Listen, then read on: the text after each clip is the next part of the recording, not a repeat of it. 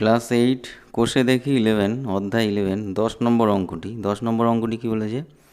একটি বর্গক্ষেত্রের বাহুর দৈর্ঘ্য 10% বাড়ালাম, ওই বর্গক্ষেত্রের ক্ষেত্রফল শতকরা কত বাড়লো ত্রৈরাশিক পদ্ধতিতে হিসেব করে লিখি। একটি বর্গক্ষেত্র আছে যার বাহুর দৈর্ঘ্য 10% বাড়ালাম, তাহলে বর্গক্ষেত্রটির ক্ষেত্রফলের শতকরা কত বাড়লো বা কমলো সেটা আমাদের ত্রৈরাশিক পদ্ধতিতে হিসেব করে লিখতে হবে। তো প্রথমে সমস্যাটি লজিক্যালি বোঝা যাক। মনে করো এরকম একটি বর্গক্ষেত্র আছে যার বাহুর দৈর্ঘ্য এ, তার বাহুর দৈর্ঘ্য মানে প্রত্যেকটি বাহুর দৈর্ঘ্য 10% বাড়ানো হলো, তাহলে ক্ষেত্রফলের কি পরিবর্তন হবে? তাহলে আমি যেহেতু বর্গক্ষেত্র, তার ক্ষেত্রফল কী হবে? একটি বর্গক্ষেত্রের ক্ষেত্রফল ইকুয়াল টু হচ্ছে গিয়ে বাহু গুণ বাহু, মানে ক্ষেত্রফল হচ্ছে বাহু ইন্টু বাহু বর্গ একক, অর্থাৎ এ স্কোয়ার বর্গ একক। এইবার আমি বর্গক্ষেত্রটির প্রাথমিক ক্ষেত্রফল পেয়ে গেলাম। এবার 10% বাড়ানোর পর দৈর্ঘ্য যদি 10% বাড়ানো হয় তবে তার পরিবর্তিত দৈর্ঘ্য কত হবে সেটাও বের করতে পারি, এবং সেই পরিবর্তিত দৈর্ঘ্যের উপর তার ক্ষেত্রফল কত হয় সেটাও বের করতে পারি। তাহলে প্রাথমিক ক্ষেত্রফল ছিল আমার জানা, এবং পরিবর্তিত দৈর্ঘ্য থেকেও ক্ষেত্রফল আমি পেয়ে গেলাম। তাহলে দুটো ক্ষেত্রফল বিয়োগ করলে আমি কতটা বাড়লো বা কমলো পেয়ে যাই। সেটাকে আমি যদি প্রাথমিক ক্ষেত্রফল হচ্ছে গিয়ে এ স্কোয়ার দিয়ে ভাগ করি, তাহলেই আমার কত অংশ বাড়লো সেটা পেয়ে যাই। তাকে 100 দিয়ে গুণ করলেই শতকরা বৃদ্ধি বা হ্রাস পেয়ে যেতে পারি। তো এই হচ্ছে তোমাদের অঙ্কটা। তো মনে করি প্রশ্নানুযায়ী বাহুর দৈর্ঘ্য 10% বাড়ানো হলো। তো 10% বাড়ানো হওয়া মানে কি? মানে 100 যদি বাহুর দৈর্ঘ্য যদি 100 সেন্টিমিটার বা 100 একক থাকে, সেন্টিমিটার মিটার যাই হোক, তাহলে তা বেড়ে হয় 10 একক। অর্থাৎ 100 সেন্টিমিটার থাকলে হবে 10 সেন্টিমিটার, বা 100 মিটার থাকলে হবে 10 মিটার। এক্ষেত্রে আমি একক ধরেছি, যাই হতে পারে। তো 100তে বাড়ে হচ্ছে 10 একক, তাহলে একেবারে কত 10/100। তা এতে বাড়ে, বাহুর দৈর্ঘ্য এ ধরেছি, তাহলে এতে কত বাড়ে সেটা পেয়ে গেলাম। তাহলে 10 ইন্টু এ ডিভাইডেড বাই 100, তো মানে হচ্ছে a/10 মানে 0.1 এ একক। তাহলে এইটা হচ্ছে বেড়ে গেছে। তাহলে পরিবর্তিত বাহুর দৈর্ঘ্য কত হবে? ছিল এ প্লাস বেড়ে গেছে 0.1 এ একক, তাহলে হচ্ছে 1.1 এ একক। এটা আমি ঐকিক নামে বের করলাম। এটাকে সরাসরি কতটা বেড়েছে সেটা বের করে ইনিশিয়াল বাহুর সঙ্গে যোগ করে বের করলাম। এটাকে একবারেও করা যায়। সেটা কি? 100 দৈর্ঘ্যের বাহু হয় 100, সুতরাং 100 একক দৈর্ঘ্যের যদি বাহু থাকে সেটা হয়ে যাবে 10 একক বেড়েছে, তার মানে 110 একক হয়ে যাবে। তাহলে এক দৈর্ঘ্যের কোনো যদি বাহু হয় সেটা হবে 110/100 একক। তাহলে একক কোনো যদি বাহুর দৈর্ঘ্য হয় তবে তা হবে 110 ডিভাইডেড বাই একে যা হবে তার থেকে একটু বেশি ঐকিক নিয়ম অনুযায়ী। তাহলে 110 ডিভাইডেড বাই 100 ইন্টু এ, তার মানে 1.1 এ একক, যেটা আমরা এইভাবে পেয়েছিলাম। এটা আমরা সরাসরিও পেতে পারি। তাহলে আমি পরিবর্তিত বাহুর দৈর্ঘ্য আমি পেয়ে গেলাম 1.1 এ একক। তাহলে এটার থেকে আমি এর ক্ষেত্রফলও নির্ণয় করতে পারবো। তাহলে পরিবর্তিত ক্ষেত্রফল মানে বর্গক্ষেত্রটির পরিবর্তিত ক্ষেত্রফল তাহলে কী হবে? পরিবর্তিত বাহুর দৈর্ঘ্য পেয়ে গেছি 1.1 এ বাহু ইন্টু বাহু, 1.1 এ ইন্টু 1.1 এ বর্গ একক, মানে 1.21 এ স্কোয়ার বর্গ একক। তাহলে ছিল হচ্ছে কি এ স্কোয়ার বর্গ একক, আর এটা বেড়ে হলো 1.21 এ স্কোয়ার বর্গ একক। তাহলে আমি ক্ষেত্রফল বৃদ্ধি কতটা পাবো? 1.21 মাইনাস এ হচ্ছে, এটা বিয়োগ করলে কত হয়? 0.21 এ স্কোয়ার বর্গ একক। তাহলে এটা বেড়েছে কত? এ স্কোয়ার বর্গ একক যেটা ছিল সেটা বৃদ্ধি পেয়ে হয়েছে 0.21 এ স্কোয়ার। তাহলে সুতরাং বর্গক্ষেত্রটি বাহুর দৈর্ঘ্য বৃদ্ধি পায়। বর্গক্ষেত্রটির বাহুর দৈর্ঘ্য 10% বৃদ্ধি পেলে এ স্কোয়ার বর্গ এককে বৃদ্ধি পায় হচ্ছে গিয়ে, এ স্কোয়ার বর্গ একক ছিল বর্গক্ষেত্রটির ক্ষেত্রফল, এ স্কোয়ার বর্গ এককে বৃদ্ধি পায় হচ্ছে 0.21 এ স্কোয়ার বর্গ একক। তাহলে একে কত? 0.21 A square divided by A square. তাহলে 100-এ কত? তাহলে 0.21 A square divided by A square into 100, যেটা বলেছিলাম। সুতরাং এটা কাটাকাটি, এ স্কোয়ার কাটাকাটি যায়, 0.21কে 100 দিয়ে গুণ করলে 21% হয়। সুতরাং বর্গক্ষেত্রটির বাহুর দৈর্ঘ্য 21% বাড়বে। এটা গেল ঐকিক নিয়মে বোঝালাম। এবার যদি ত্রৈরাশিক পদ্ধতিতে করতে চাই তাহলে কি হবে? সুতরাং বর্গক্ষেত্রটির ক্ষেত্রফল 21% বৃদ্ধি পাবে। ত্রৈরাশিক পদ্ধতিতে কী হবে? একইভাবে মনে করি বর্গক্ষেত্রটির বাহুর দৈর্ঘ্য এ একক। তাহলে বাহুর দৈর্ঘ্য 10% বৃদ্ধি পেলে পরিবর্তিত বাহুর দৈর্ঘ্য হবে 110 ডিভাইডেড বাই 100 ইন্টু এ যৌগিক নিয়মে যেটা আগেও দেখিয়েছিলাম। তাহলে 1.1 এ একক হচ্ছে গিয়ে পরিবর্তিত বাহুর দৈর্ঘ্য। তো এইটাকে ত্রৈরাশিকে কী করে বের করবো? এটা ঐকিক নিয়মের আগের অঙ্কটাই দেখালাম, আগের পদ্ধতিতে যেভাবে বের করেছিলাম। কিন্তু ত্রৈরাশিক পদ্ধতিতে কীভাবে দেখাবো? বাহুর দৈর্ঘ্য, এখানে পরিবর্তিত বাহুর দৈর্ঘ্য। বাহুর দৈর্ঘ্য যদি 100 হয়, পরিবর্তিত বাহুর দৈর্ঘ্য হবে 110। বাহুর দৈর্ঘ্য যদি এ হয়, তাহলে পরিবর্তিত বাহুর দৈর্ঘ্য কত হবে ত্রৈরাশিকে? যেহেতু বাহু বাড়লে পরিবর্তিত দৈর্ঘ্যও বাড়বে, 100 জায়গা 200 হলে এটা আরও একটু বাড়তো। সুতরাং তাই জন্য এই বাহুর দৈর্ঘ্য এবং পরিবর্তিত বাহুর দৈর্ঘ্যটার সম্পর্কটা হচ্ছে সমানুপাতিক সম্পর্ক। তাই একটা বাড়লে আর একটাও বেড়ে যায়। তো এক্ষেত্রে বাহুর দৈর্ঘ্য পরিবর্তিত বাহুর দৈর্ঘ্য সমানুপাতিক সম্পর্ক। তাহলে পরিবর্তিত বাহুর দৈর্ঘ্য যদি এ ড্যাশ হয়, যেটা আমি এখানে প্রশ্নবোধক দিয়ে রেখেছিলাম, পরিবর্তিত বাহুর দৈর্ঘ্য এ হলে পরিবর্তিত বাহুর দৈর্ঘ্য কত হবে জানি না, সেটা যদি এখানে এ ড্যাশ হতো, তাহলে এই যেই সমানুপাতিক সম্পর্কের রিলেশনটা দিয়ে আমরা কি পাই? পরিবর্তিত বাহুর দৈর্ঘ্য যদি এ ড্যাশ হয়, তবে উপরের সম্পর্কটি থেকে পাই প্রথমে 100 ডিভাইডেড বাই এ, আর এদিকে ছিল 100 থাকলে 110 ডিভাইডেড বাই এ ড্যাশ। তাহলে এ ড্যাশ এটা বজ্রগুণন হয়ে গিয়ে এদিকে গুণ হয়ে যায়। তাহলে এইটা এ ড্যাশটা উপরে চলে এসে এই 100টা এদিকে গিয়ে ভাগ হয়ে যাবে, এটার সঙ্গে গুণ হবে, 110-এর সঙ্গে গুণ হবে, তাহলে 1.1 এ। তাহলে পরিবর্তিত বাহুর দৈর্ঘ্যটা হলো 1.1 এ। এটা ত্রৈরাশিক পদ্ধতিতে পেলাম। তাহলে 10% বাহুর দৈর্ঘ্য বৃদ্ধি পাওয়ার পর 10% বাহুর দৈর্ঘ্য বৃদ্ধি পাওয়ার আগে বর্গক্ষেত্রটির ক্ষেত্রফল কী ছিল? আগে দেখিয়েছিলাম এ স্কোয়ার। তাহলে 10% বৃদ্ধি পাওয়ার পরে 10% বাহুর দৈর্ঘ্য বৃদ্ধি পাওয়ার পর বর্গক্ষেত্রটির ক্ষেত্রফল কী হবে? এ ড্যাশ হয়ে গেছে, পরিবর্তিত বাহুর দৈর্ঘ্য এ ড্যাশ, তার ক্ষেত্রফল হবে 1.1 তার হোল স্কোয়ার, মানে 1.21 এ স্কোয়ার বর্গ একক। তাহলে প্রথমে ছিল এ স্কোয়ার বর্গ একক এবং হয়ে গেল 1.21 এ স্কোয়ার বর্গ একক। তাহলে ক্ষেত্রফল বৃদ্ধি পায় কত? 1.21 এ স্কোয়ার মাইনাস এ স্কোয়ার হচ্ছে গিয়ে 0.21 এ স্কোয়ার। এবার ত্রৈরাশিক পদ্ধতিতে এই সমস্যাটাকে দাঁড় করালে কি পাই? বাহুর দৈর্ঘ্য যদি এই ক্ষেত্রফল যেখানে ছিল এ স্কোয়ার, সেটা বৃদ্ধি পেয়েছে কতটা? 0.21 এ স্কোয়ার বৃদ্ধি পেয়েছে। এবার ক্ষেত্রফল যদি 100তে শতকরা কত বৃদ্ধি পেয়েছে বের করতে হবে। তাই জন্য ক্ষেত্রফল যখন ছিল এ স্কোয়ার, বৃদ্ধি পেয়েছে 0.21 এ স্কোয়ার। এবার ক্ষেত্রফল যদি 100 হয়, তাহলে কতটা বৃদ্ধি পেয়েছে এটা আমাদের বের করতে হবে। এবার যদি মনে করি ক্ষেত্রফল বৃদ্ধি এ হয়, মানে এখানে প্রশ্নবোধক চিহ্ন দিয়েছি, এটা যদি এ হয়, তাহলে এটা যেহেতু এখানে ক্ষেত্রফল যদি যা থাকবে, এখানে যদি ক্ষেত্রফল বেশি হয়, বৃদ্ধিও বেশি হবে, তাই এটা সমানুপাতিক সম্পর্ক।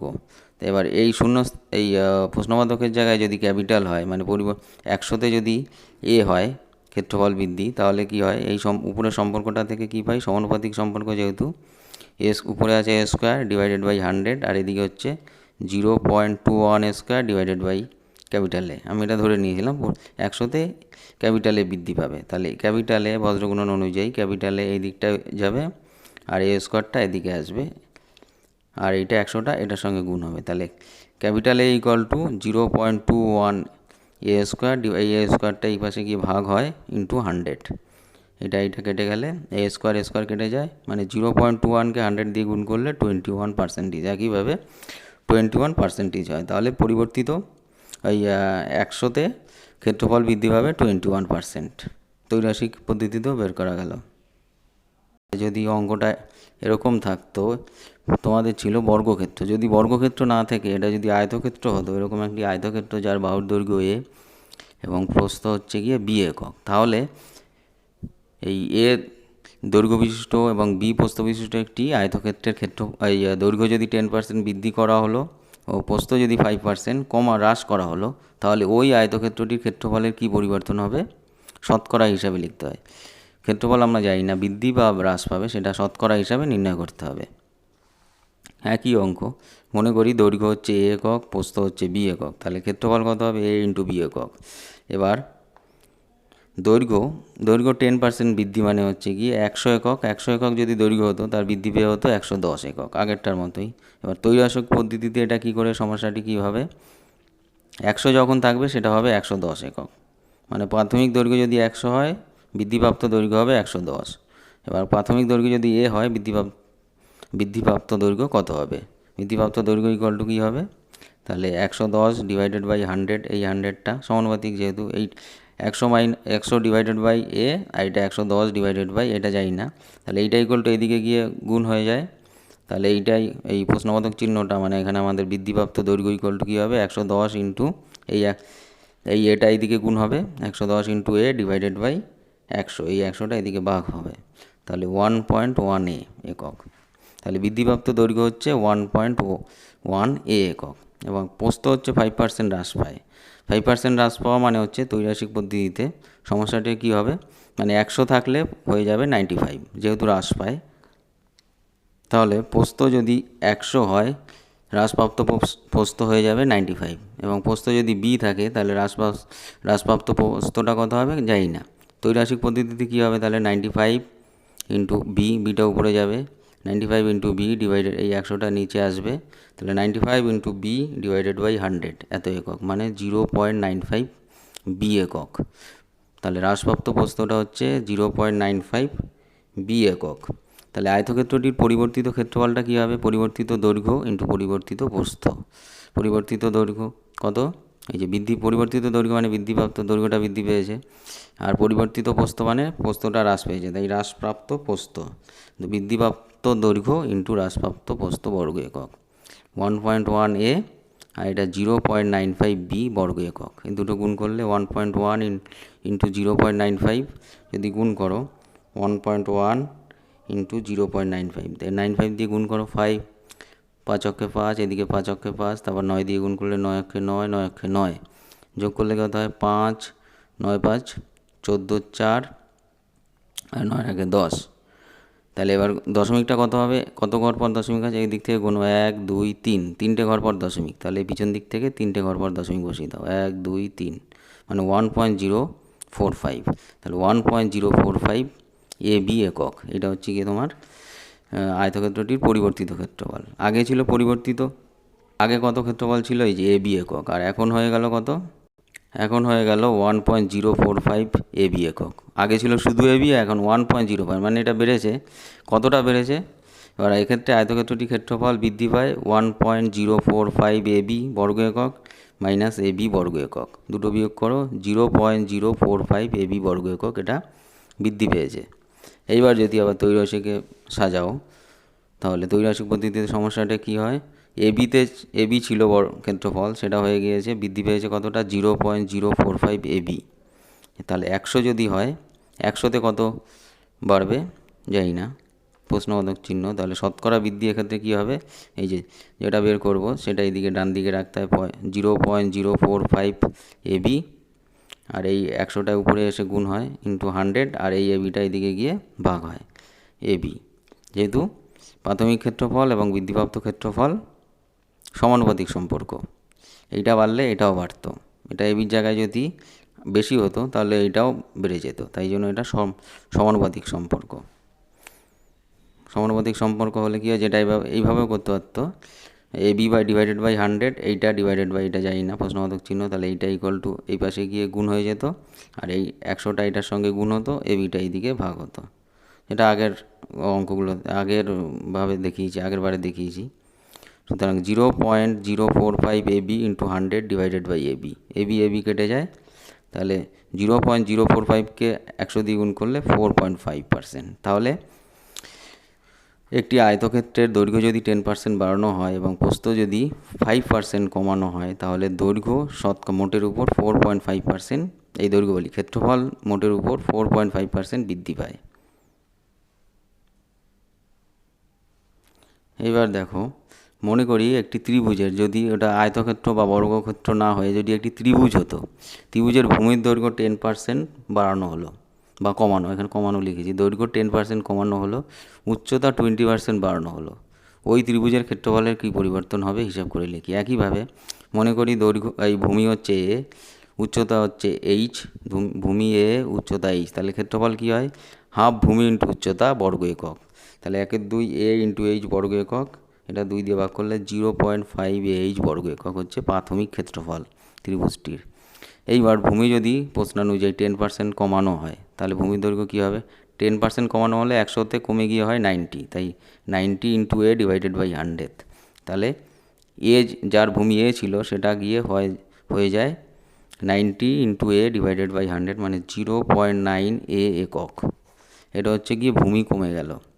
এইবার উচ্চতা যদি 20% বাড়ানো হয়, উচ্চতা 20% বাড়ানো মানে 100 যদি তার কোনো 100 একক যদি উচ্চতা থাকে সেটা হয়ে যায় 120 একক। তাহলে এইচ একক যদি উচ্চতা হয় সেটা হবে 120 ডিভাইডেড বাই 100 ইন্টু এইচ, ঐকিক নিয়ম অনুযায়ী। তৈরাসিকেও করা যায়, যখন 100 তৈরাসিক হচ্ছে গিয়ে 120, যখন এইচ তখন কত যাই না, সেই সমানুপাতিক সম্পর্ক যেহেতু, তাহলে এইচ ইকুয়াল টু দাঁড়ায় 120 ডিভাইডেড বাই 100 ইন্টু এইচ, মানে 1.2 এইচ। 100 দিয়ে এটাকে ভাগ করলে 1.2 এইচ একক। তাহলে উচ্চতা বাড়ে হচ্ছে 1.2 এইচ, এইচের জায়গা 1.2 টাইমস বেড়ে যায়।